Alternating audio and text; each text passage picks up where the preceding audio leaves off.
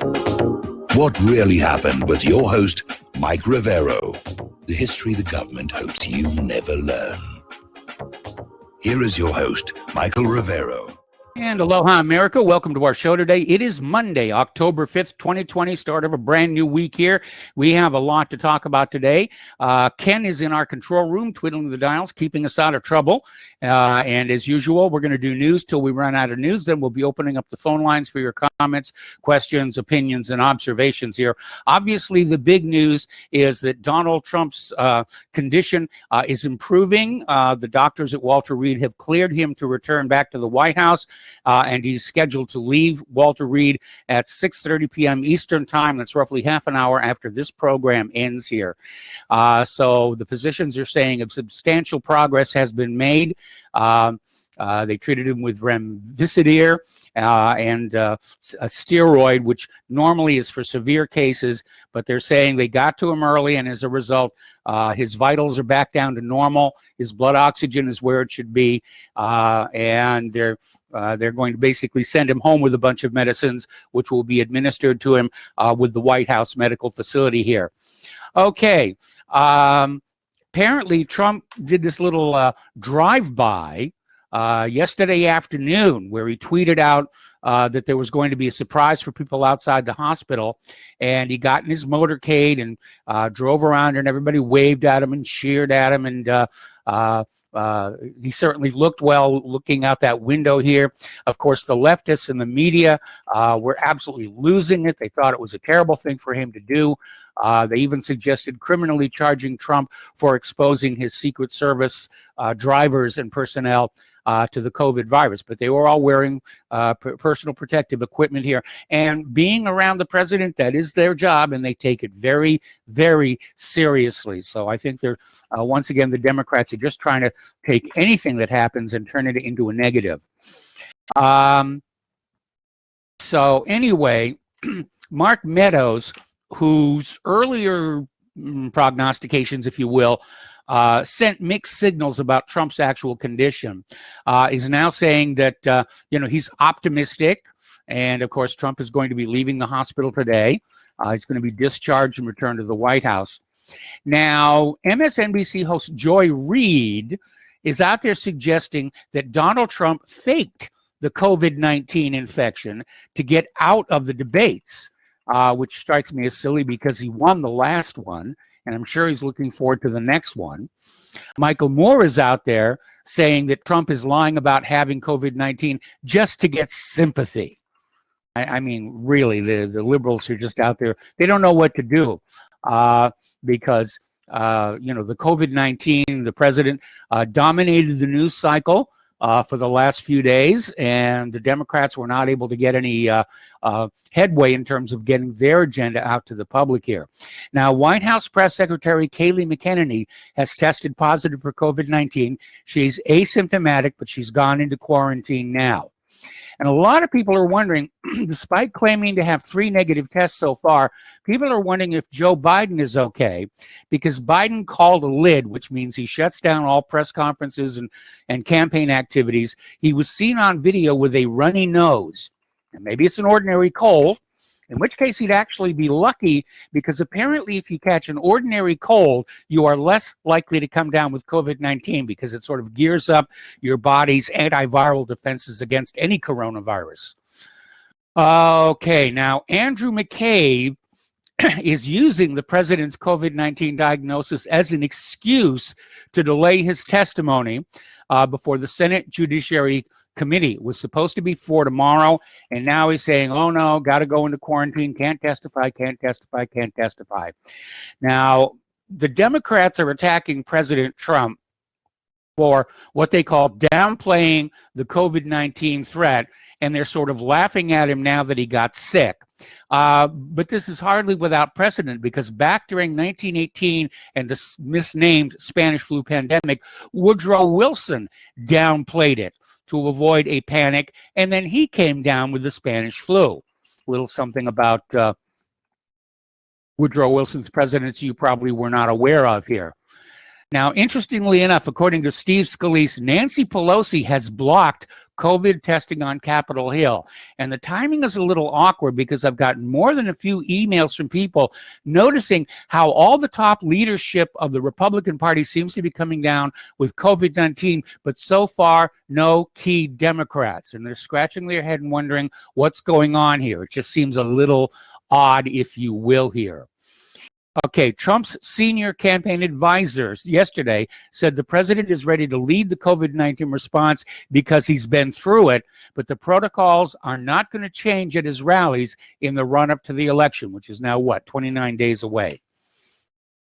Attorney General Bill Barr reveals he's going into quarantine out of caution, and, pardon me, the White House is telling all staff, stay at home if they develop any symptoms after the COVID outbreak. They're refusing to release a list of staffers who've tested positive for COVID, but apparently they're taking it very seriously. And the fact that the boss had it, it certainly seems inevitable that others are going to have it. Although this one seems to be tracing back to Hope Hicks as being patient zero within this particular cluster here. All right, getting into the wider area of politics and corruption here, the Texas Attorney General Ken Paxton's own staff reported him to the federal government for bribery and other things. They even signed their names on the Attorney General's letterhead. So you really have to annoy your staff for them to do that here.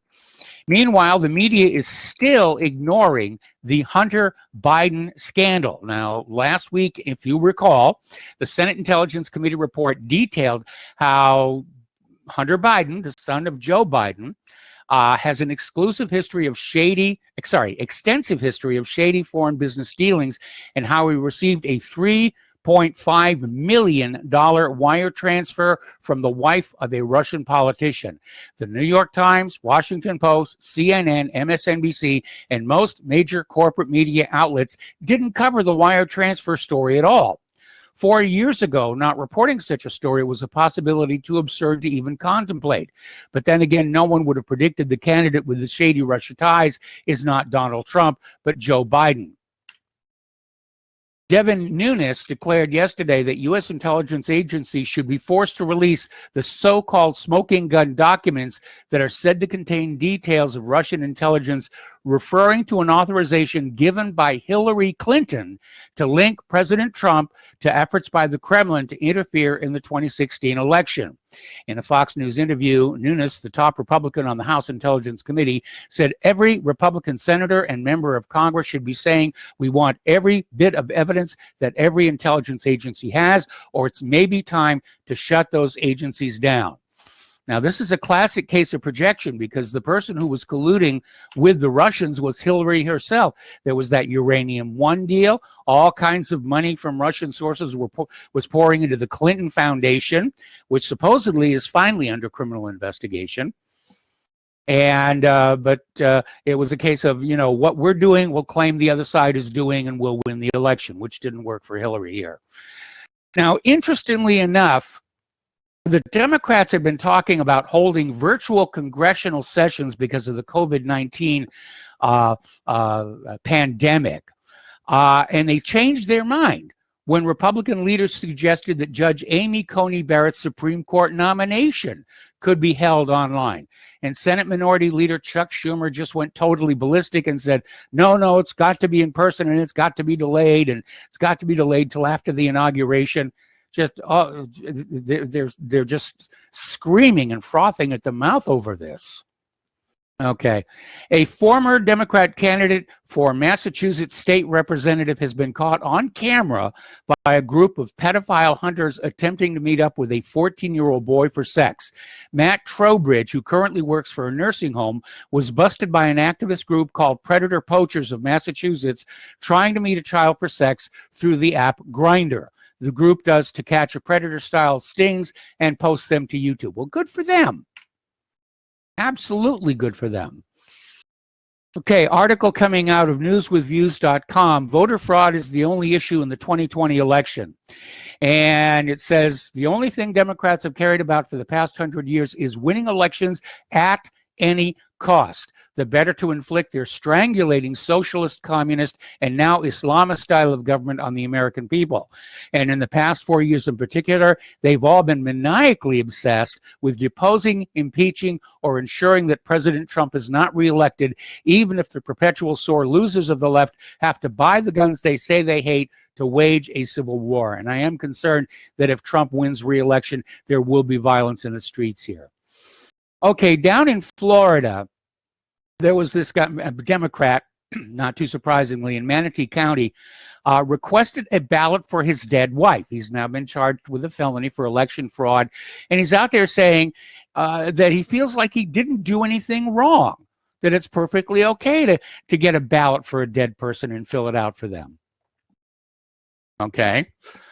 St. Louis County Executive Sam Page has been connected to a ballot harvesting operation that's also operating in Wisconsin and Pennsylvania. The Center for Tech and Civic Life is a far-left, insanely well-funded organization that specializes in ballot harvesting. And St. Louis County Executive Sam Page has taken grants from them to ensure the November 3rd election goes the way he wants. Page is in a tight race with Republican Paul Berry III. Page can't afford any loose ends. Center for Tech and Civic Life is the Democrats' go-to organization when voters threaten to get in the way of a Democratic win. It betrays a certain attitude there toward the voters here. All right. Joe Biden's Texas political director was just accused of ballot harvesting in Harris County. This comes right on the heel of the exposure of Ilhan Omar's ballot harvesting ring. How many more Democrats are in on it? Now, the Democrats struggle to make mail-in ballots the only way to vote has been an uphill battle, and for good reason. Now it appears that fight may be unwinnable. This past Monday, the Texas Supreme Court filed a lawsuit against presidential nominee Joe Biden's political director. They're not even trying to hide the fact that they're going to steal this election. It's just amazing. Getting on into the unrest in the streets of America here, Portland violence nears a decade high as the liberal mayor stands police down from Antifa. Now, over in Portland, they suffered another 4 fatal shootings this week, which brings the total for this year to 39 killings, putting the city on a route to have its most deadly wave of violence in 6 years and prompting turmoil from community leaders who work directly with the victims and families affected by the gunfire. So far this year, 173 people have been shot by gunfire in 595 shootings, up from 89 people struck in 300 shootings at this time a year ago. The numbers include those killed by gunshots. All right, turning to COVID-19, which I'm sure is on everybody's mind here because of what's going on with President Trump here. But New York City Mayor Bill de Blasio said yesterday he wants to shut down huge swaths of the city in a drastic new measure not seen since late March, just before COVID-19 exploded in the city. A lot of people are very unhappy about that. They're talking like about 6 or 7 entire zip code areas being shut down here. Now, down in Florida, Governor Ron DeSantis said Friday that closing school campuses in the spring as the coronavirus pandemic took hold might have been one of the nation's biggest public health mistakes. While appearing on the Drew Steele radio show, DeSantis equated people fighting for the return of students to classrooms as the flat earthers of our day. Now, Florida shut down schools and college campuses in March, with students shifting to online learning.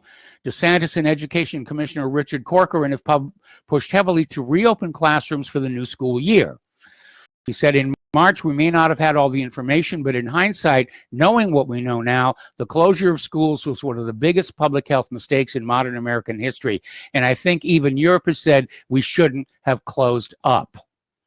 Turning to the international news, Russia is saying no problem delivering S-400 missile systems to Iran when the United Nations arms embargo expires later this month. Currently, Iran already operates the S-300 anti-air defense system, but just ahead of the major UN weapons embargo set to expire this month, which the U.S. contests, Russia has once again strongly suggested that it's poised to transfer the more advanced S-400 system to Iran. The latest comments on the issue were made Saturday by Russia's ambassador to Tehran, Zagarian, who told an Iranian newspaper Saturday it would be no problem for Moscow, in effect signaling a green light for such a deal. As you know, S-300s have already been delivered. Russia has no problem delivering S-400s to Iran. There was never a problem from the very beginning. All right, now in the various turmoil that's going on all over the Middle East, including Armenia and Azerbaijan, we keep saying Erdogan and Turkey injecting itself into the affairs of Iraq, Syria, Lebanon, Libya, Greece, Cyprus, India, and now Armenia and Azerbaijan. So basically, this has triggered a backlash, and we're starting to see a spike in boycotts of Turkish goods and services. Ordinary people are saying, I don't want to support this anymore. Now, since NATO is unable or unwilling to rein in this rogue nation, public boycotts are increasingly gaining favor. The fighting continues in Azerbaijan and Armenia. They've rejected the idea of a ceasefire. Fighting continued in and around Nagorno-Karabakh Saturday as the leaders of Azerbaijan and Armenia set seemingly impossible terms for agreeing to calls from the leaders of the US, France, and Russia for a truce. Ceasefire is okay, but on what conditions? Conditions must be that they withdraw from the territories. Aliyev said in a website statement referring to Armenian forces. We've heard it many times. We don't have time to wait another 30 years. The conflict must be resolved now. Armenian Prime Minister Nikol Pashinyan said in a national address, victory and only victory is the way we see to end this war. Earlier in the day, he said Armenia is ready to accept a truce, but only if Turkish forces leave the area, and Karabakh's Azerbaijan, but denies it has any military presence there. Well, not exactly. Turkey is backing a lot of the Syrian fighters that are showing up there. So anyway, the war has entered its second week, and Armenia and Azerbaijan accuse each other of shelling cities and targeting civilians. Both Armenia and Azerbaijan are making opposing claims of escalation by the other side. Baku reported that Azerbaijan's second largest city, Ganja, was hit by Armenian missile strikes, while Yerevan insisted that Azeri forces shelled Stepanakert, the major population center in the mainly ethnic Armenian Nagorno-Karabakh. The two rivals carried out artillery and missile strikes throughout the day, with the intensity of the conflict showing no sign of winding down. Civilian areas were damaged as a result, according to both sides. Now, Turkey is ramping up its involvement in the Armenian-Azerbaijani war. Azerbaijan has given Turkey control over the air segment of its military campaign to capture the Nagorno-Karabakh region, according to the Armenian Defense Ministry. According to Artsran Hovanesyan, Turkish and Azerbaijani aviation is being coordinated by the E-7T aircraft of the Turkish Air Force, which is an air command post, similar to the AWACS. The military plane was spotted near the Turkish cities of Erzurum and Kars. It is possible that the leadership of the Turkish Air Force is on board this plane. As an example of such actions, the Armenian side claimed that two Turkish F-16 fighters, an Azerbaijani Sukhoi 25 attack aircraft, as well as a Turkish combat drone, Bayraktar, which took off from the city of Kurdamir, had inflicted a missile and bomb attack on the Karabakh towns of Hadrat and Martakert. All right. The NATO Secretary General is saying there's no military solution to the Nagorno-Karabakh conflict. A fresh round of hostilities in the Armenian-dominated Nagorno-Karabakh region, a self-proclaimed republic that declared independence from then-Soviet Azerbaijan in the 1990s, broke out slightly over a week ago when Yerevan and Baku accused each other of violating the ceasefire and carrying out provocations along the line of contact. The fresh tensions between Armenia, the unrecognized Republic of Nagorno-Karabakh, and Azerbaijan have shown no signs of abating, as it's been 8 days since new clashes erupted in the region. The international community, including the Organization for Security and Cooperation in Europe's Minsk Group, Russia, France, and the United States, have called on all parties to come to a ceasefire. Now, Armenia is... Oh, we got to take a break for commercials. All right, more about Armenia and Azerbaijan after we come back.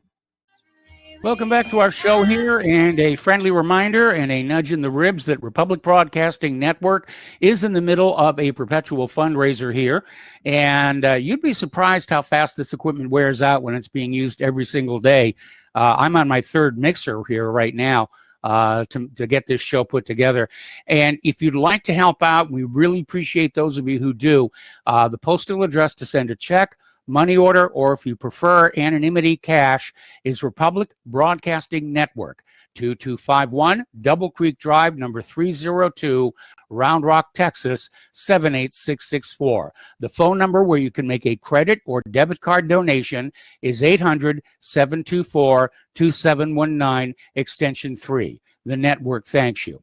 Okay, Armenia's Prime Minister Nikol Pashinyan spoke by telephone on Thursday with President Trump's national security advisor, and he asked, why is nothing being done to stop a longtime United States ally, Turkey, from using American-made F-16 jets against ethnic Armenians in a disputed mountain region? Now, Pashinyan's call to Robert O'Brien followed an eruption of heavy fighting in and around Nagorno-Karabakh, a remote territory at the center of the most enduring and venomous of the frozen conflicts left by the collapse of the former Soviet Union.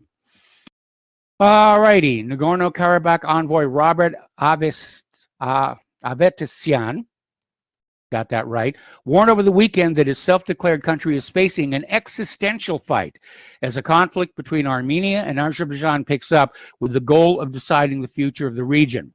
Fighting that began a little over a week ago is now a serious conflict, with multiple cities coming under rocket and artillery fire, and both sides accusing the other of targeting civilians, while predicting an ultimate victory for their side. The Karabakh DM has also claimed success in fighting, saying they'd repelled an Azeri offensive.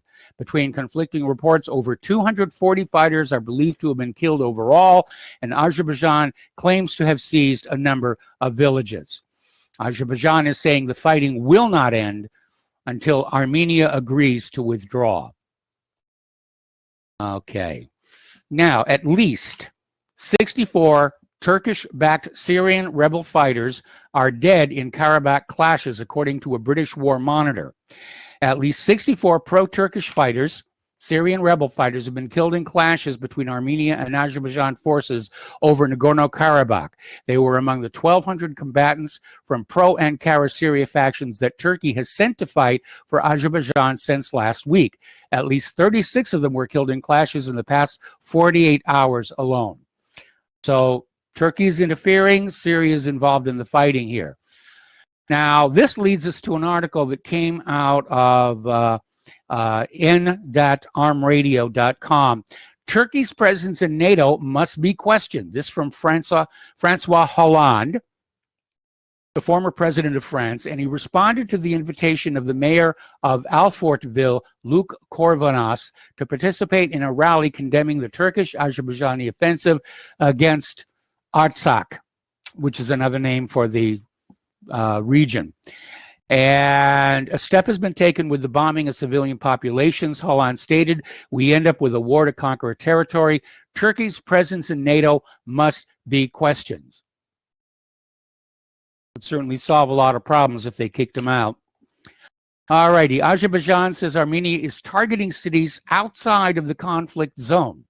As fighting between Armenia and Azerbaijan continues, the conflict appears to have centered on Nagorno-Karabakh, but the strikes involved are increasingly beyond that region, with Azerbaijan claiming several of their own cities have been attacked by Armenia. Artillery reportedly hit the major cities of Ganja and Mingachevir, each some 100 kilometers away from the enclave the two sides are supposed to be fighting over. Armenia specifically denied the Manchevir attacks, which happened late last night. Adding to the risk of Turkey getting involved, officials issued a statement condemning the attack on Ganja and reiterating that it backs the UN borders in which Nagorno-Karabakh is under Azeri control. All righty. Interestingly enough, according to this analysis in Haaretz, Netanyahu and Erdogan are in an unlikely alliance against Iran in Nagorno-Karabakh.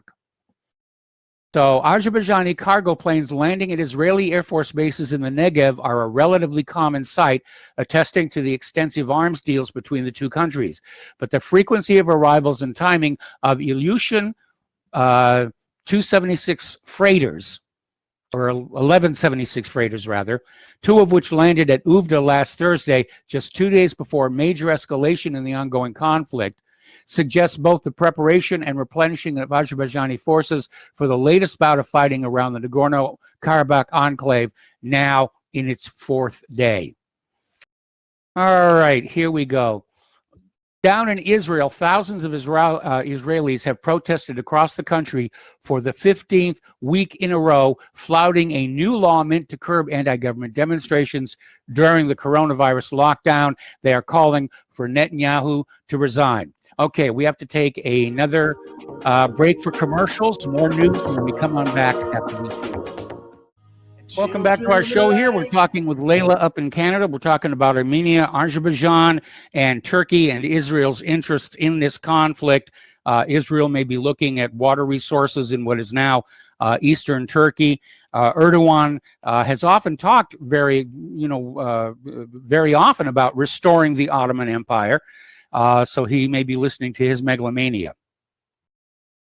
Yeah, in fact, when he opened Parliament on Thursday in Turkey, one of the statements that he made is that Jerusalem belongs to Turkey as the successor of the Ottoman Empire.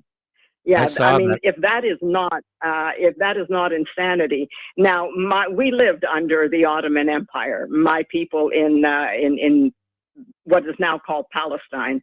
Yes. Everybody. They were the most brutal and abusive authoritarian autocracy. And they exploited everybody and used to kidnap young boys to throw them into the front lines of the Ottoman Empire. And that's why many of the people actually migrated and left and went. Many of them ended up in South America. But his megalomania, now the tenuous alliance between Netanyahu and his enemy Netanyahu, and also the tenuous alliance between Netanyahu and the leaders of the Arab-speaking states, yes, that are going along with him. It's only the leadership, because they want the spy technology so that they can control their populace and prevent internal rebellions. They live in terror because these greedy, monstrous so-called kings that control these oil-rich areas have grabbed all the money for themselves and only chosen an elite to give some privileges to. There are numerous laborers and people dying in poverty and who have been abused and penalized. But this so-called alliance between the awesome impression that people have that peace is breaking out in the Middle East is absurd. It's just. And I hate to quote Marx, but he has said that most of the strife in the world is class-oriented. And I have to agree. Once these Bedouin peasants became kings of these oil-rich areas, they became the enemy of their own people when they used to actually lead their individual tribes. So it's a matter of making an alliance. Once you greed somehow, once they have access to such exorbitant amounts of money, they become inhuman. They seem to lose their perspective, and their people become their enemies. It's happened always in history, whether it was the Scotland Highland clearances, whether it was numerous other. Once they become kings or nobles, they exploit their own people, and then they make alliances with other people who have mutual interests. So what they're doing, the leadership in these Arab countries, and I'm only guessing because I have no inside track, but it seems very obvious that what they want is the cyber technology that Israel is offering them. Israel has been using all sorts of methods to control riots, and in fact, not working right now. I mean, the entire country is standing up demanding Netanyahu to resign here. Anyway, we should be hearing our outro for the station identification. So, okay. There it is. Okay. Layla, thank you very much for the phone call. We're going to let you go for station identification. We have more callers waiting on the line when we come back for hour two. Welcome back to our show here, and getting on back to Israel. After a coronavirus-related delay, Israel's Navy is preparing for the long-awaited arrival of their next generation of missile boats in order to defend its strategic natural gas industry from the threat of the Lebanese militant group Hezbollah. The first missile boat of Project Megan is scheduled to arrive by early December, with 3 more of the German-made corvettes scheduled to arrive over the next 2 years. It's bigger, it's newer, it's faster, it's better, said Rear Admiral Eyal Haro, head of Israeli naval operations. Okay, the settlement freeze that was talked about as part of these normalization of relations with the UAE and Qatar is already no longer operational here. Israel has authorized 5,400 new settlements units in the West Bank, and obviously Palestine is condemning that.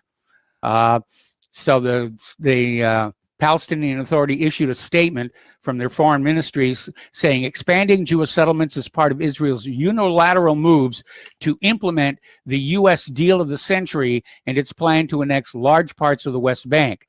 It added this disproves the Israeli claim that it is frozen settlement to enable its normalization with Arab states and reflects the systematic American and Israeli violations of international law and UN resolutions here.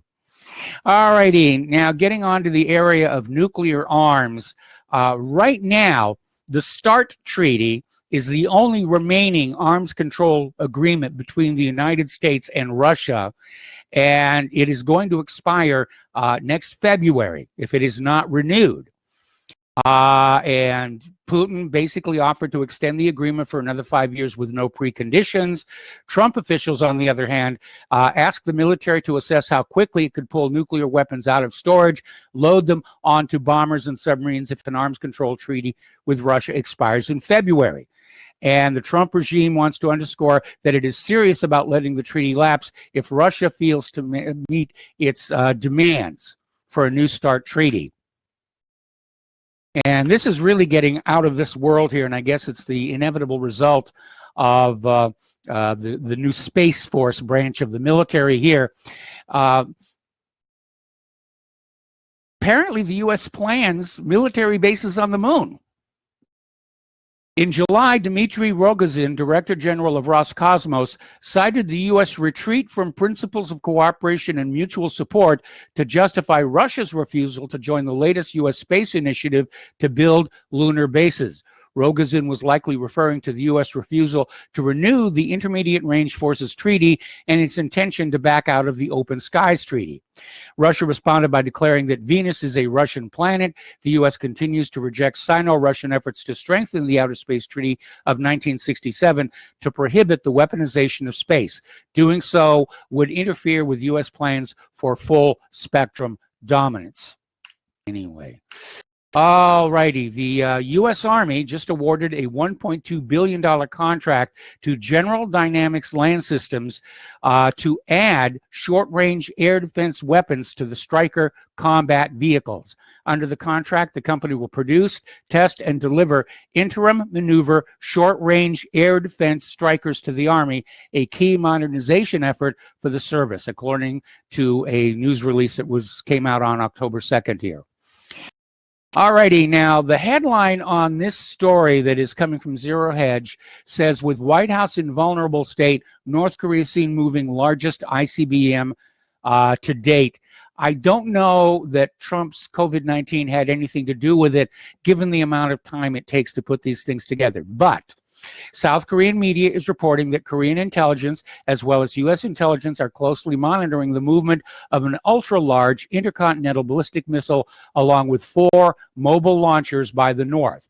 The Korean Herald describes, citing a Seoul government official, South Korean and U.S. intelligence have spotted North Korea moving an ICBM along with 4 launchers at an auto plant on the outskirts of Pyongyang. The official said the missile is larger than the one they fired in 2017, and we believe they will showcase that in a military parade on October 10th. All righty, over in Iraq, Prime Minister Mustafa Kadhimi has confirmed over the weekend that at least 2,500 U.S. troops have already withdrawn from Iraq as part of what will ultimately be a 3-year period of pullout from the country.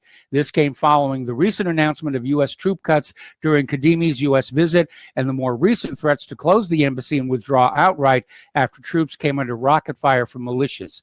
Some Iraqi officials have objected to the U.S. threats and particularly to the way they were made, cautioning that U.S. threats were liable in such a public way to have a spillover effect on other nations trying to work with Iraq. Meanwhile, unidentified aircraft attacked pro-Baghdad militia in Iraq near the border with Syria. Over the past year and a half, Iraq's pro-government paramilitary forces have accused Israel of targeting them in air raids on multiple occasions. Tel Aviv has accused Iranian-backed militias of using Iraq to ship weapons to Syria, but has declined to comment on whether or not it has carried out any operations inside Iraqi territory. Now remember, Israel has a history of using unmarked planes to carry out attacks like they did on the USS Liberty. A popular mobilization forces militia unit was bombed by unidentified aircraft west of the town of Akashat, Iraq, near the Iraqi-Syrian border, Arab media reported, citing a security source in Iraq's western Anbar governorate. A third Iranian tanker has entered Venezuelan waters. Venezuela's gasoline shortages look like they're going to be relieved, at least for now. The third of Iran's 3 fuel tankers that were dispatched has entered Venezuelan waters this weekend, and the first 2 tankers have already docked and begun delivery. Venezuela struggles to produce gasoline itself because of U.S. sanctions. Venezuela's own oil is incompatible with its refineries, so historically they've exported oil and brought other oil back for refining. The U.S. has prevented this and seized ships trying to stop Venezuela from keeping itself supplied. Major shortages were reported across Venezuela, which is a problem across the country, but especially in the farming sector, where food production is down because not all of the vehicles are able to run. Let's talk about the economic news here for a little bit. San Francisco rents crash most on record amid the mass exodus. Okay. A new report confirms what we've been talking about since the early days of the virus pandemic, which is an exodus out of major cities. According to real estate analytics company Zumper, the exodus out of San Francisco has been so great that the median rent for a one-bedroom apartment collapsed more than 20% in September from a year ago to $2,830. Month over month, September rent for a one-bedroom apartment in the city fell by 7%. Referring to the plunge in rent prices in San Francisco, Zumper said, not only is this drop among the largest yearly decreases Zumper has ever recorded in our history of tracking rental prices, but it was also the first time the median one-bedroom price in San Francisco priced below $3,000. These combined trends show just how drastically the market has changed in the nation's most expensive city to rent. I remember when Claire and I were staying there during the production of Day After Tomorrow, and we had this little tiny one-bedroom place. It was expensive. It was very expensive here. Okay, the Securities and Exchange Commission is making Deutsche's CEO personally responsible for the bank's crimes. Now, normally when you're a corporate officer, you are shielded from the actions of your corporation. You can't be personally, unless you're caught committing a crime, you can't be prosecuted, you can't be civilly sued. Your wealth is protected here. But since launching its last major international expansion push in the late 1990s, Deutsche Bank has become known, particularly in the last 10 years, for manipulating markets, most recently in the precious metal spoofing scandal, and aiding countless oligarchs and criminals in their money laundering endeavors, among other transgressions. The bank has paid more than $20 billion with a B in fines to various regulators around the world over the last 10 years, and as Wirecard blew up, it was revealed that the German fintech Graud nearly swallowed up Deutsche in an attempt to disguise the massive hole in Wirecard's balance sheet. The bank is also in the middle of the biggest bloodletting of a major financial institution since Lehman, with the bank expected to cut more than 20,000 jobs. All righty, our federal government debt topped $27 trillion for the first time on Thursday, October 1st, when it climbed from an opening balance of $26,945 plus change to a closing balance of $27 trillion plus change according to data published by the U.S. Treasury Department. Roughly $4 trillion of that debt was taken on by the government this year as a result of COVID-19 lockdown stimulus packages. The debt was largely financed by the Federal Reserve Bank printing money out of thin air. This will not end well. Hang on to your gold and silver, people. It's going to be a rough ride here. All right, in the area of immigration, Mexico on Friday ordered the military to deploy along its southern border to block a migrant caravan that President Andrés Manuel López Obrador suggested was linked to the United States election. Thousands of mostly Honduran migrants and refugees were traveling through Guatemala, heading for the U.S. via Mexico just weeks before a tense U.S. presidential vote in which immigration is a key issue. Obrador told reporters, "It seems very strange to us. It's very strange that this caravan leaves on the eve of the election in the United States." Well, get them registered and get them out there to vote. Who cares if they're citizens or not, I guess. Okay, getting into some other news here. Biden-Harris will protect big tech and allow continued censorship of conservative, pro-American voices. With big tech firms facing increasing scrutiny under the Trump administration, experts are now saying that a Biden-Harris administration would benefit Silicon Valley and obviously work against the American people. Tech companies are currently facing a number of probes and investigations. Facebook and Google are currently facing probes from dozens of states' attorneys general in separate cases amid broad concerns about the effects the companies have on competition and consumers. In addition, the House Judiciary Committee has also put the big four tech companies, Amazon, Apple, Facebook, and Google, under scrutiny over potential anti-competitive behavior. A Biden-Harris administration, experts say, could signal a return to a friendly stance held during the Obama era, where Biden served as vice president, negatively affecting or even ending the ongoing probes. The pair, they note, has made little mention of antitrust or other tech industry concerns.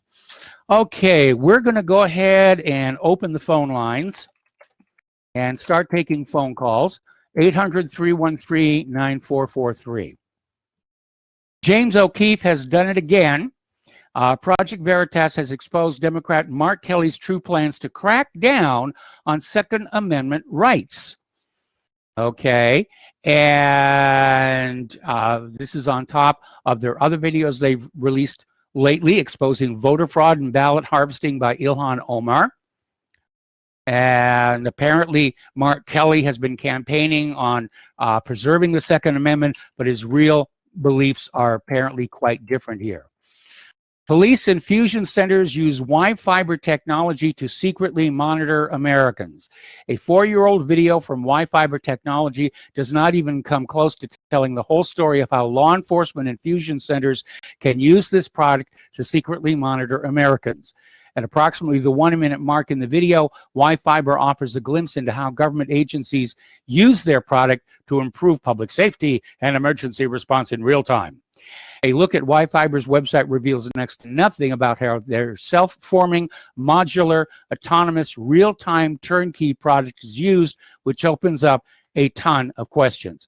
Okay, we're going to go ahead and grab a phone call from Matthew in Texas. Hello, Matthew. Welcome to the show. What's on your mind? Hey, Mike, I was calling about my stimulus check. Yes. All this stuff that's going on has affected me a lot. I spent my time in the Corps, I've done all my stuff. Somewhere along the way, somebody stole my information. Now I get an IP pin from the IRS. You heard about this? No, I hadn't. You got a what from the IRS? IP pins. Okay.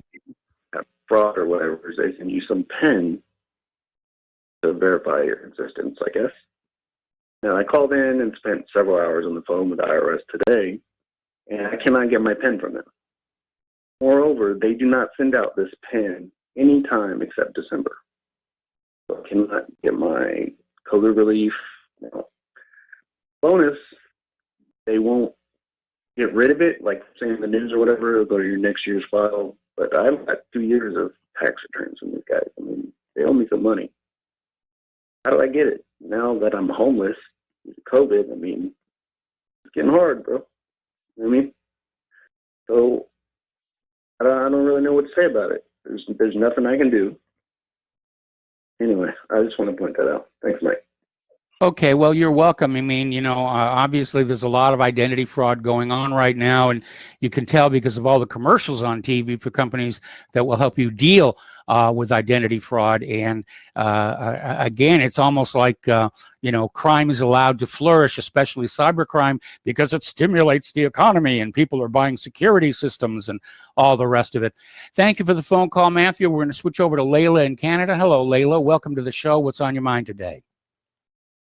Yeah, Mike, may I just make an observation? The roundup that you do of all the news that's going on is so all-encompassing that it's very difficult to follow. I was just going to suggest that maybe picking a few regions. I'm sorry, it's none of my business to make the observation, except that I find it discourages me from hanging into the show. But anyway, what I wanted to talk about was Erdogan and his presumed alliance with Netanyahu. Yes. I don't think there's any national leader on the global scene that is not extremely corrupt, but Erdogan is megalomanic, even more so. He's trying to revive the Ottoman Empire. Yes. Now, the reason he's behind, he's just trying to finish off what the previous Ottoman Empire did to the Armenians, and that is take over the rest of Armenia. They took what was Western Armenia, now called Eastern Turkey, which is the Armenian highlands. Now, the asset there is there's a lot of water, and of course that's probably why Israel is also contributing arms, and they're not really pushing themselves into a situation that already existed. They've actually been the instigators. Yes, is my view that we don't know Israel who started shooting between Armenia and Azerbaijan. It could have been a third party shooting in both directions, trying to kick up this stuff. Anyway, Layla, stay on the line. I got to put you on hold. We got to take another break for commercials. I'll come right back to you after these words from our sponsors. Welcome back to our show. Hour number 2. The phone lines are open, 800-313-9443, and we're going to go to Nick in Florida. Hello, Nick. Welcome to the show. What's on your mind? Hey, Mike. How you doing today, bro? Doing okay. What's on your mind? Hey, good, man. Good. Hey, you remember Jodie Foster? Oh, yeah. The Jodie Foster. You remember Hinckley and all that, I'm sure. Yes. Of course, most people know he's the one that tried to assassinate President Reagan and put a shell or two in the security guy Brady. Yes. Resulting in blanket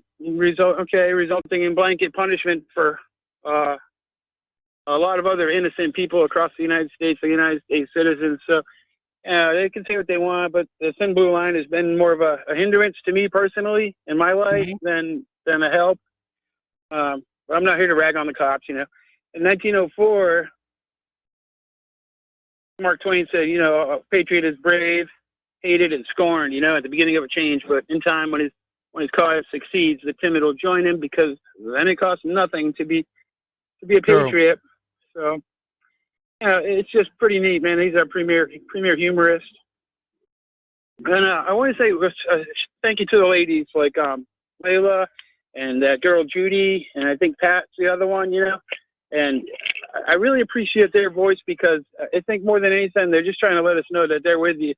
They're on the side of the boys, And when we go through this mayhem that's coming up, we'll have a lot of help. So thanks, Mike. Thanks for taking my call. All right, bro. All right. Thanks an awful lot for the phone call. We're going to switch over to Tom in Florida. Hello, Tom. Welcome to the show. What's on your mind? Yes, Michael. Can you hear me? I can hear you. Yeah. Good day, Mike. First off, what's on my mind is I want to bring a few things up. First off, Donald Trump just declared tomorrow National Made in America Day. So I think that's a good thing. We're having a national holiday, Made in America Day. I think that's a good thing that we have in this country. We start making stuff in this country from now on. I agree. So that's what Trump declared. He just signed a bill for that. And October 5th from now on will be known as Made in America Day. Also, Mike, I want to talk about a few other things that are going on here in Florida. And we're having this debate. They're still going to put this debate on here in Miami. But we're going to have this Wednesday. We're going to have Pence against this chameleon Harris. This Yes. Tommy, she's the most left-wing senator in the whole Senate. And a lot of the people who call your show, they're bashing Trump, but you really want a Biden administration? You can't even say the word. You know what? Now it's like you can't even say the thing. Well, it takes the schmuck to make a buck. It takes the schmuck to make a buck. That's what the schmuck thinks. Look at this Bloomberg spending $100 million here, Mike, in Florida. $100 million. He's telling you can't have one of. Tom, we're losing the quality of your sound here, and it's getting harder and harder to understand you. Can you hear me now, Mike? Yeah, it's a lot better. Thank you. Okay, listen. We have this Doomberg, who's spending $100 million to try to swing this state, Florida, blue for the demon rats.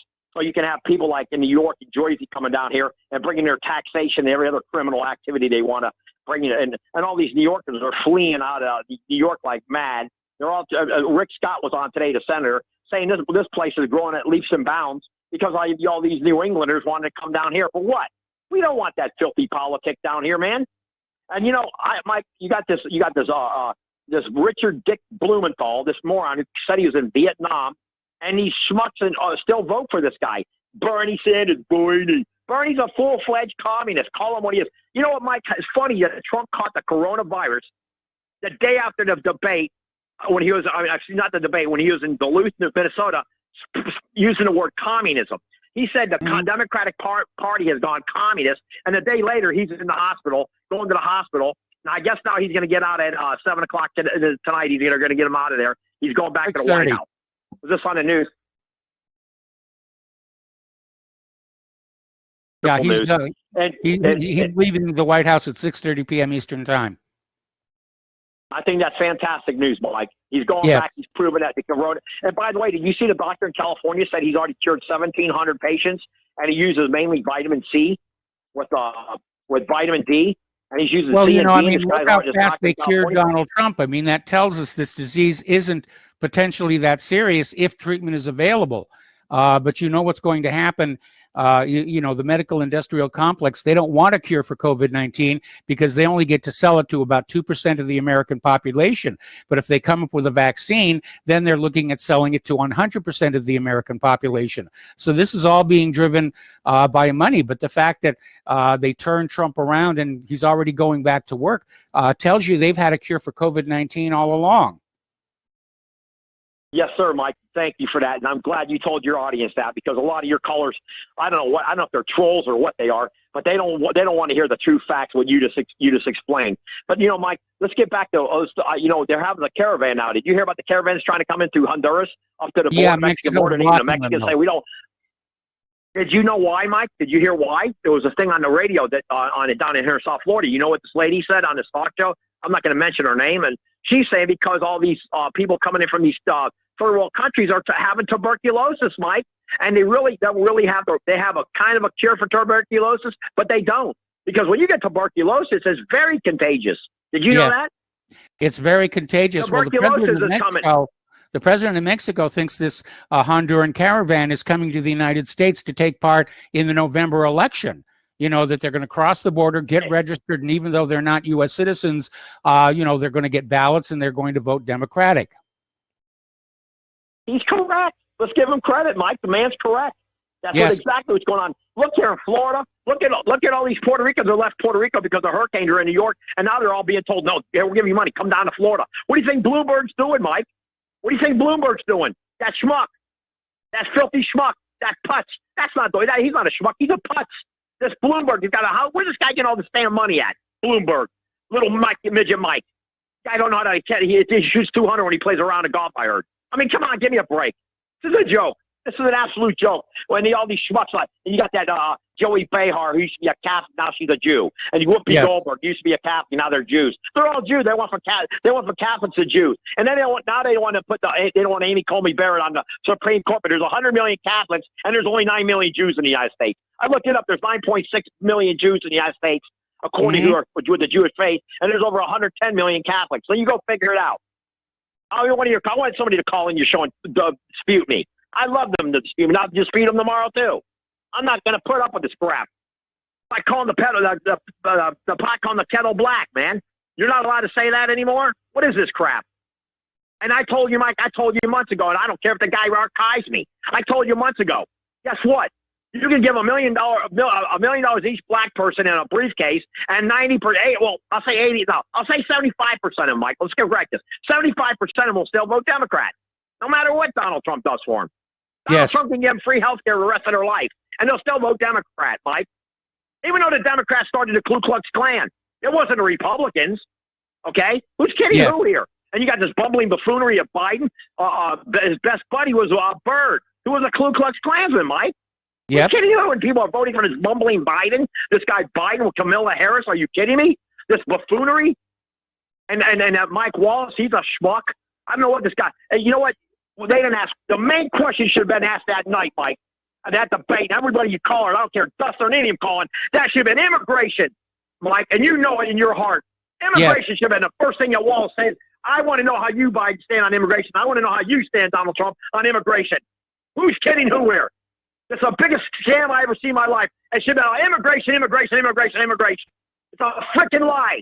There's 9 million illegals in California. All the whites are fleeing like flies off a turd.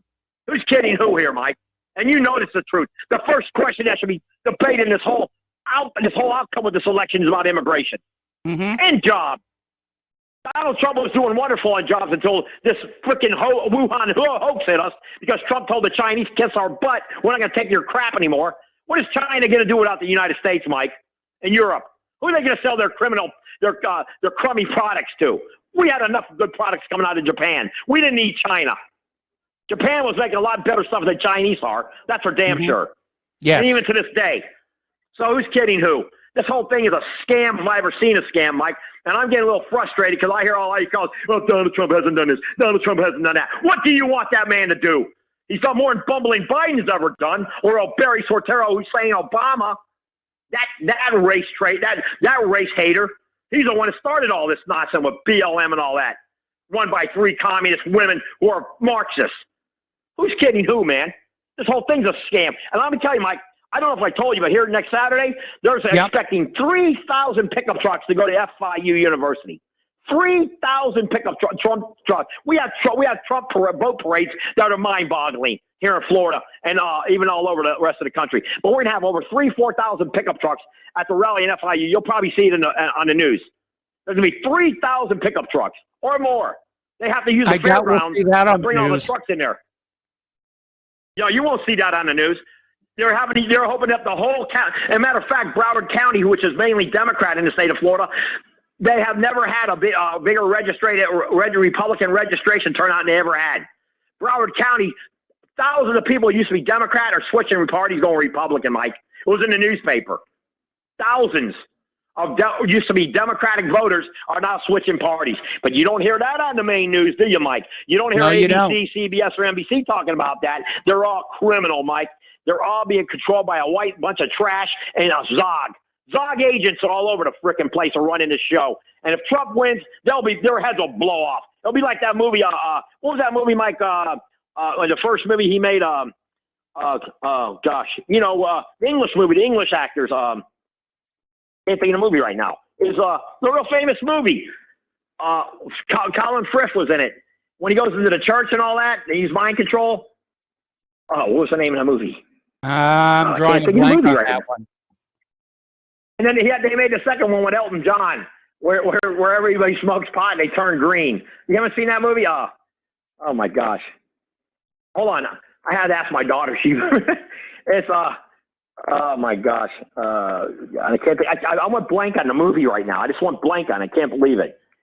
And then in the second movie they made, they were in a whiskey factory. I can't name the movie. Okay. Hold on.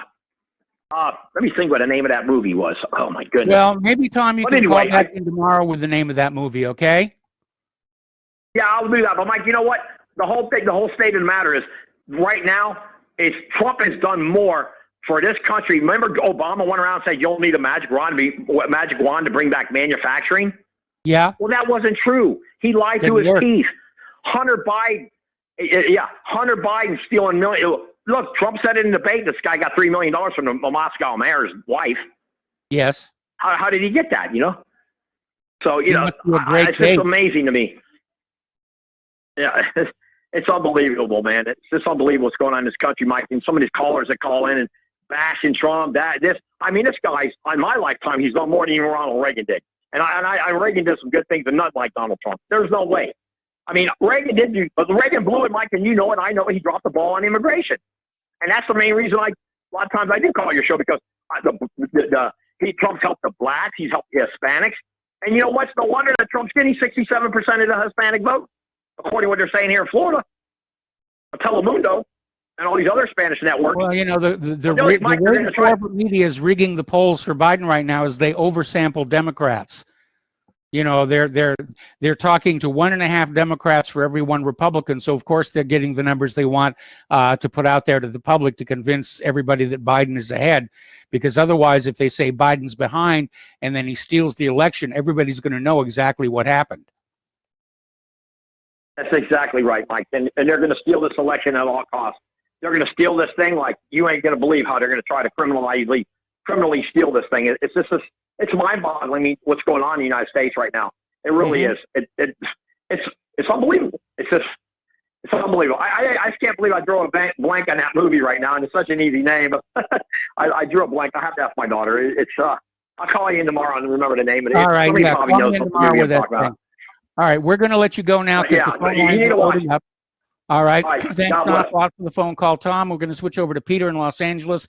Peter, thank you for waiting patiently. What's on your mind? Peter, are you there? I guess Peter hung up. So let's switch over to... We got him. Peter, are you there? Yeah, I'm here. Can you hear me? Yeah, I can hear you now. You're on the air. What's on your mind today? Yeah, well, first, I think the movie that was unsuccessfully remembered was Kingsman with Colin Firth. But at any rate, okay. One of the things that I'm calling about, Mike, is that there's at least with Tom, he's unequivocal, right? He's totally unequivocal, and I want to make the point here. That in the past I haven't been so unequivocal, because I've been critical of Trump as I can, but as other people have been too. But it's time to not be. It's time because this is almost an existential election. Yes, we're I mean, you can say, and people say it, that there's almost no difference, but there's a hell of a difference on the Second Amendment. There's even some difference in the First Amendment. There's a difference on immigration. There's a difference on demonizing and rolling back critical race theory, which, thank God, at least something's being done. There's another difference is that Trump at least has made his money under the legal parameters of what our system allows as a businessman. Yes. Biden, every cent of his money was made at our expense through corruption. His whole family, as the Clintons and Obama before him, they're all totally corrupt career politicians. Yes. Aisle. I'm sorry. Ordering some airline tickets. So there's some real differences here, and although Trump aggravates a lot of people on Me Too, but there are people that call up, and one in particular who will talk for 15 minutes about how bad Trump is, and then the last 30 seconds he'll say, "But I'm going to vote for him." I think I know who hopefully you know what I'm talking about. I know what you're talking about. But and listen, that's totally his right. But we're 29 days or whatever it is from an existential election, and we're never going to have an opportunity in my lifetime, Mike. We've never had anybody that has gotten past all the gatekeepers here, all the power centers, like the Jewish media, the Jewish bankers. I don't. The military-industrial complex, the secret police, all the power centers, the DNC, the RNC was aligned against him, and he still got in. And he got in because the guy's a populist. And God forbid somebody be a populist and be elected in this country. Oh, This the is the existing last system chance. does not like populists, not at all. Yeah, they will regurgitate it out, and this will be the last chance we have to have somebody like that, flawed as he is. So I'm appealing to the people out there. If you're against him, go ahead, be against him. That's your right. But if you're going to rail at him for 14 minutes and then for the last 10 seconds say, but I'm going to vote for him, save the call. Call somebody else. Because it's not doing anything in an election that is existential, in my opinion. Well, I mean, I think if the Democrats win the White House and Congress, we're going to be truly on our path to a communist system, and I don't want to live under communism. Mike, you listen. Your show will be gone.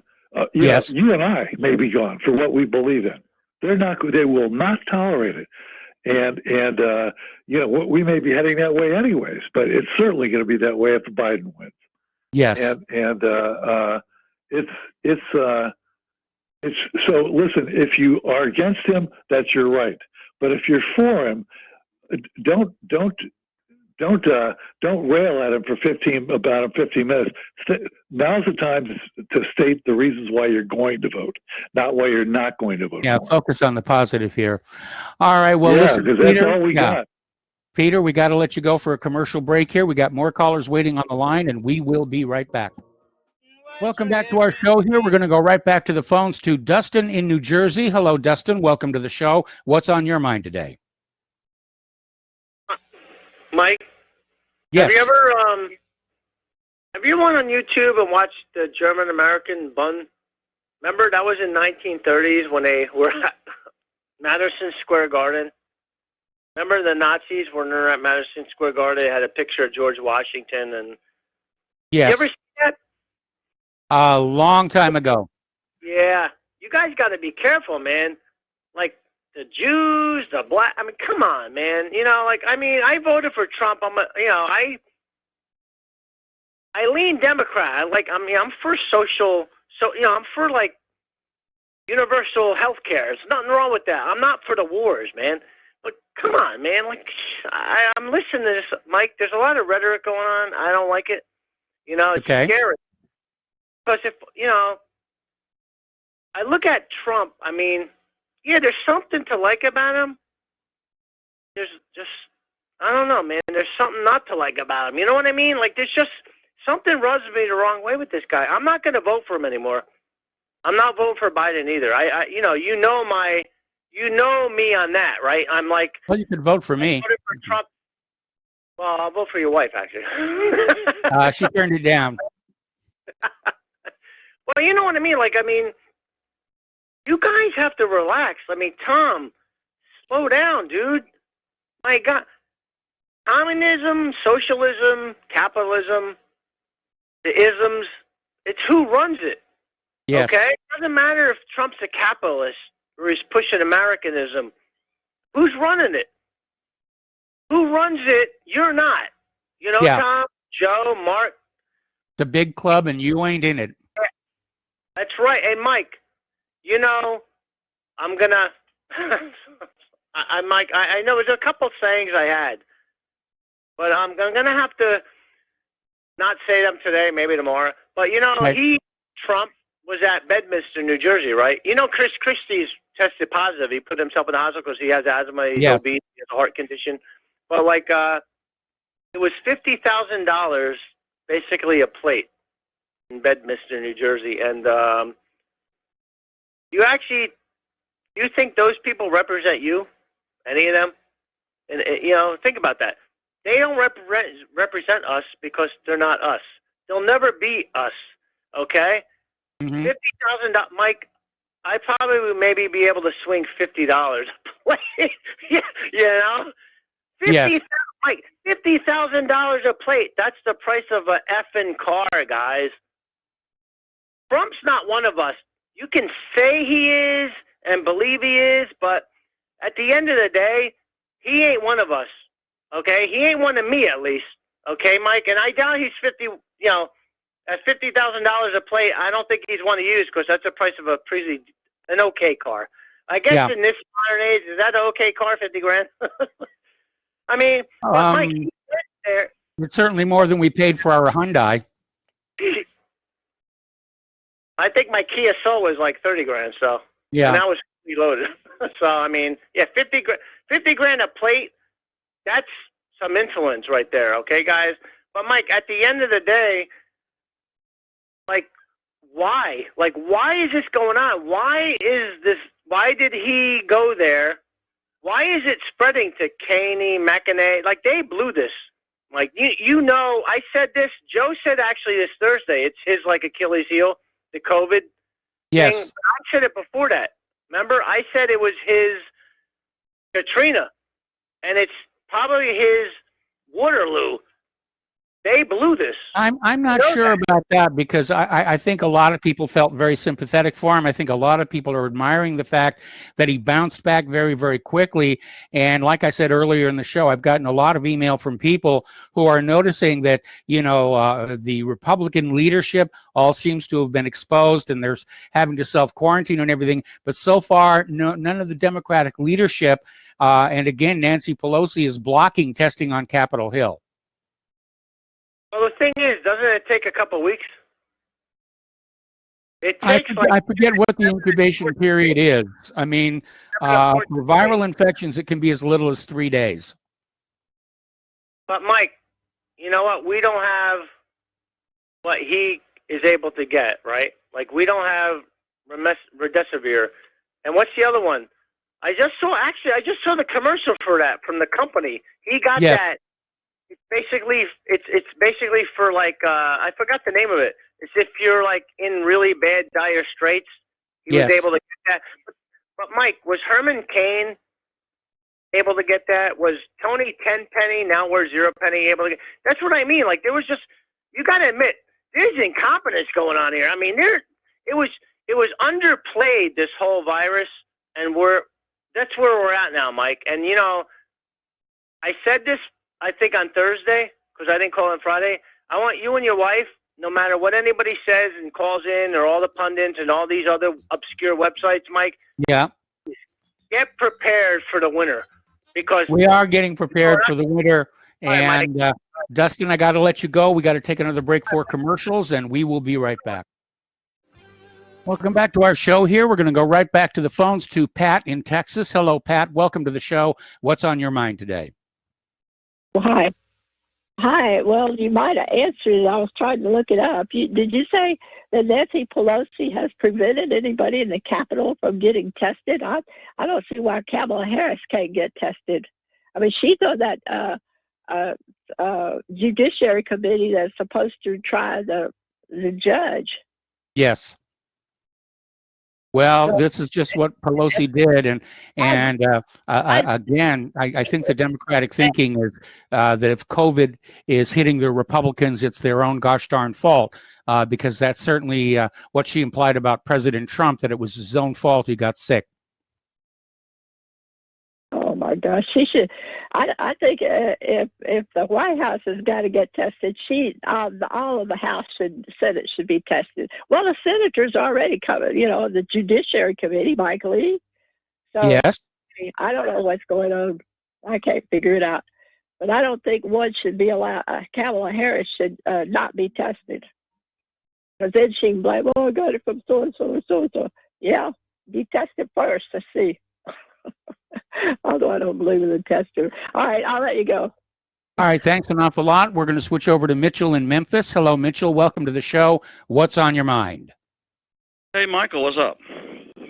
Well, I was about to ask you that. Okay, we keep hearing the same thing that people are concerned about. We're always having to vote for the lesser of the evils. You know how the rest of that goes. But yes. There seems to be this overarching group of people, or they have different names for them, but these people in the superpower positions are using the power and authority of government to control things.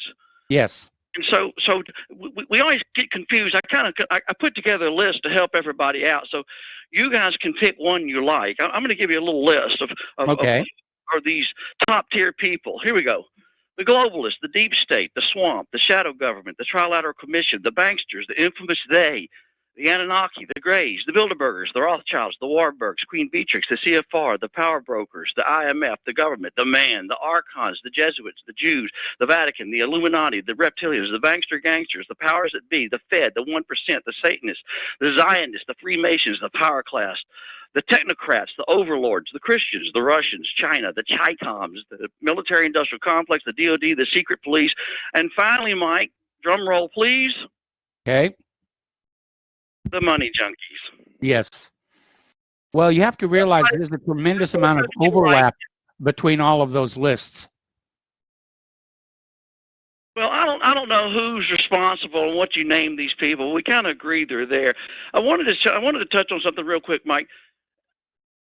I ran this by Steve Elkins and his guest Ron, and I ran it by Robert Raybolt last night. I'm going to run it by you and see what you think. There's a word I've read there before. The word is kakistocracy. It means a system of government which is run by the worst, least qualified, or most unscrupulous citizens. Now, okay. I've also read this. A man named Lysander Spooner in about 1870 or so wrote this. But whether the Constitution really be one thing or another, this much is certain, that it has either authorized such a government, a bad one, as we have had, or has been powerless to prevent it. In either case, it is unfit to exist. Now, let me ask you, Mike, about what you think. I want your opinion. Is the system the problem? Is it a bad system, not religion, a bad system? Yes. Or is it bad people in the system? And mind you, I always talk about Thomas Hobbes. Thomas Hobbes maintained that we had to have this Leviathan authoritarian statist system of government to protect the good people from society from the bad people. Now is it a failing system of government that perhaps is out of date, or is it the bad people? What do you say, Mike? Well, I think if you have bad people in a system, the system becomes bad. I mean, any system can work really well if you have a bunch of saints and angels running it. But the problem is that over time, all governments tend toward oligarchy. People with money and power want more money and more power, and they will work to continually get it. And that's why we call them money junkies, because they have amounts of money that to ordinary people such as myself is more than adequate, to have a really good life. But it's not enough for them. They're addicted. And like any other kind of addict, they're destroying the lives of people around them to feed their addiction. Well, if men were angels, I think that was Madison, if I'm not mistaken. I could be wrong. Okay. But the thing is based on what you're saying, okay, people don't like to say that our system of government is bad. That hurts people. It's a bitter pill to swallow. So let's do it like this. This is kind of where Steve Elkins and Robert Raybolt were coming from. Could we say that the system is a great system of government, but it's not applicable to a society in 2020? The idea is that we become more immoral or something. So maybe this great system is not a good fit for the demands of society in a reality of living in the 2020. What do you think? Well, I think that all members of a hierarchy inherit the morals and manners of those at the very top. So if we find that our society is deteriorating in terms of its civilization and its morality, I mean, look at all the rioting in Portland, for example, it's because they are basically emulating the behavior of the people they see at the very top. And again, go back to the 2016 election. What happened after Donald Trump won? Hillary's supporters just went totally rampant. And a lot of liberal leaders just turned a blind eye to that. Well, my concern is that we implemented this system of government in 1791 and 1792. So that means that as a society, the individuals in this collective called We the People have been attempting for some 228 or 29 years to get the bad people out of the government, and we don't seem to have been able to succeed. And my concern is with the passage of time, and when you apply the concept of, the concealance of knowledge, I mean, take, for instance, Thomas Hobbes in 1651, some of the technological capability that we have access to today, he would have thought was magic, which really begs the question, would he have recommended a Leviathan type of controlling statist system of government if he had known that we, the individuals in society, had access to magic to protect ourselves? And the last thing I'll say is that I'm very concerned. If we can't get these people, these bad people, out of the way, they have weapons that are unimaginable. And some of those weapons, we don't even know what they are because they won't tell us. No, they won't. So I don't know. I'll just leave it at that. I mean, I don't know. That's all I can say. I think the system doesn't fit. It doesn't work. And so maybe we're at a Declaration of Independence. It's time to, blah, blah, blah, throw it off. Or we need to find a new guard for our security. And I'll leave it at that, Mike. Well, I hold a somewhat different view. I think our present system is in the process of self-destructing.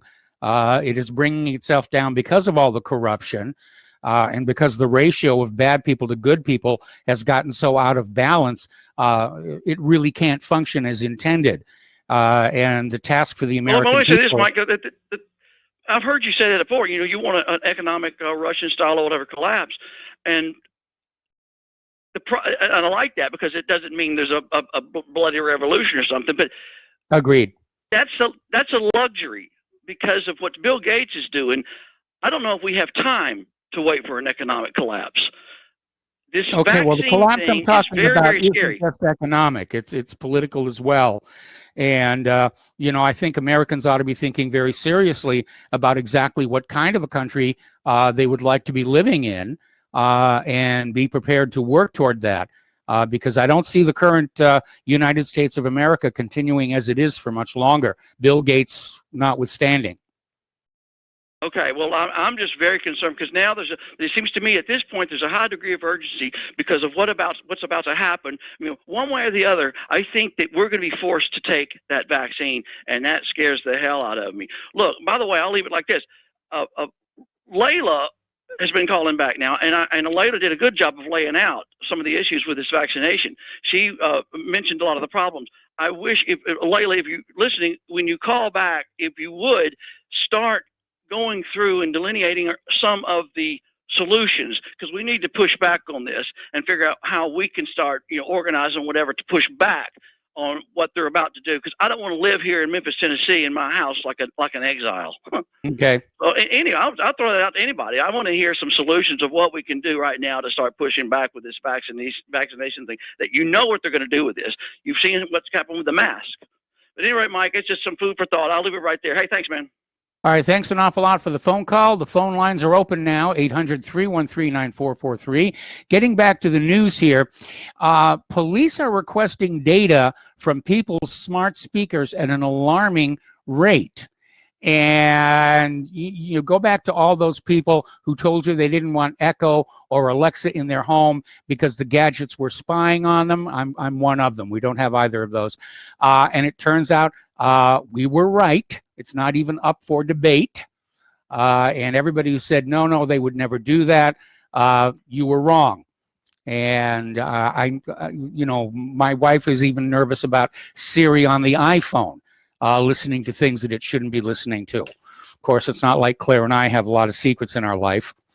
We're very tame and colorless individuals here. Okay, we talked about this before, and I'm going to mention it again here. Out in California, lawmakers have mandated that all cars in the state must be electric by 2035. And of course, the next question that follows is, what are they going to do about the state's already fragile power grid? And this will probably be a surprise to lawmakers who, in all probability, didn't think about this in advance. It turns out that electrifying all of the state's vehicles would be an immense burden on the state's grid. In fact, the governor's executive order could drive up power demands by as much as 9.5% over the next 10 years and 25% by 2035. This in a state that already has rolling blackouts. So it's another case of doing what sounds really good to the voters right now and not thinking it all the way through. And that's a common problem throughout the entire government, is they don't think things through and look at the possible consequences until it's too late. We're going to go back to the phones to Ken in New York. Hello, Ken. Welcome to the show. What's on your mind? Hi, Mike. I don't think any form of government will work unless you find a way to root those out that keep getting into the top, the immoral ones. Like, well, there were a lot of safeguards built. There were a lot of safeguards built into the early nation. Limits to campaign donations, reducing the influence of money. But over time they've all been eroded away, and it's been a very, very slow process. So slow that most people didn't realize it. But the United States as it exists today is a far cry from what was intended by the Constitution. Yes, and again, that's because the people at the top are the ones that did all the eroding. Oh, of course. Again, it's, the money addicts. They want more than they've already got, even though they've got, plenty. And again, it's an addiction. And I wish they would recognize that money addiction is a mental illness, and it is just as destructive of society around it as any other kind of addiction. The problem is when you see the money addicts walking around in their very expensive designer clothes and driving very expensive supercars, it's hard to visualize them as being the victim of a mental illness. But it really is true. Yes, and if I could, that begs another question. Sure. Is there a way to attack a foundation for civil damages? Because you notice all of these people protect, these people that have this immense amount of wealth will protect themselves with foundations. Yes. If a foundation commits a crime. It would depend on what the foundation is doing. They have to comply with certain laws to qualify as a 501c3.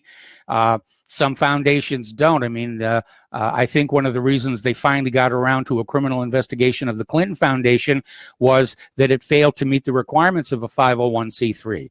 As far as civilly suing a foundation, we'd have to take that on a case-by-case basis, and, we'd need to get some lawyers involved.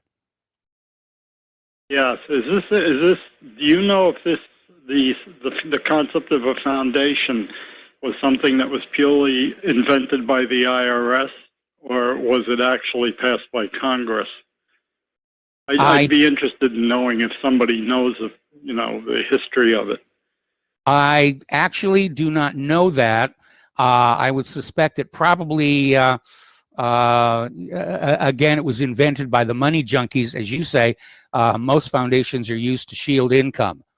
Take advantage of tax loopholes and stuff.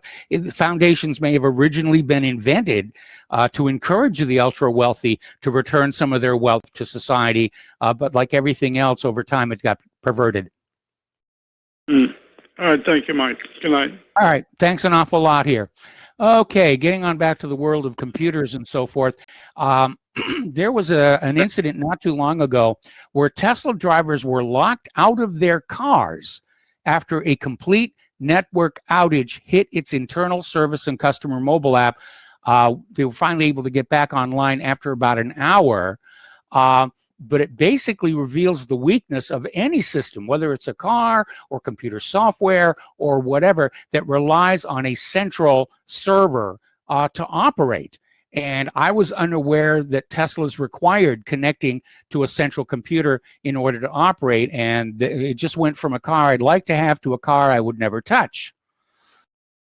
So, speaking of Tesla, Elon Musk defends Tesla's failed battery day by saying manufacturing is more difficult than the average person understands, and claims vehicles have been using the tabless batteries since May.